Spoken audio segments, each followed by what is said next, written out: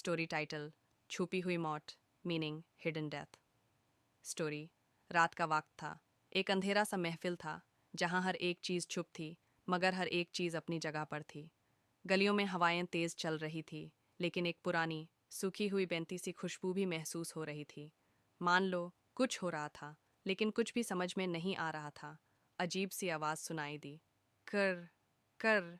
एक धीरे से बंद दूर का ताला हिलने की आवाज़। ये किसने किया था? सुमान, जो एक पुरानी हवेली में रात गुजर रही थी, अपने कमरे में अकेली बैठी थी। उसके चेहरे पे दार का एक नया रंग था।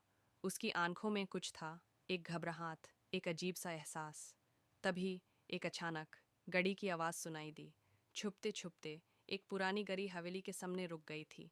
सुमन ने काफ़ी सोचकर दरवाज़ा खोला। एक साया, जो पूरी तरह से काले रंग में छुपा था, दिखाई दिया। कौन हो तुम? सुमन की आवाज़ काफ़ी देर तक गूंजती रही, मगर जवाब नहीं आया। तभी एक और आवाज़ सुनाई दी, एक छोटी सी टिक टिक, जैसे कोई घड़ी चल रही हो। उसने धीरे से घड़ी की तरफ देखा, जो एक पुरानी दीवार पर लटकी थी। घड़ी की सुइयां रुक गई थी।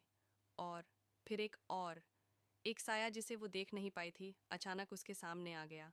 तुम्हें पता है मैं कौन हूँ? सुमन का चेहरा लाल हो गया। तुम? वो कह पाई, लेकिन जबान काट गई थी। हाँ, तुम्हें पता है। तुम्हें मुझे याद करना होगा। उसकी आवाज़ इतनी धुंधी थी, जैसे वो हवा में कह रहा हो।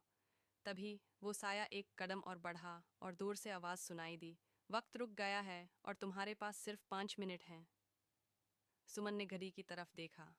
घड़ी की सुइयां रुक गई थी, लेकिन टाइम चल रहा था। हर सेकंड में वक्त बदल रहा था।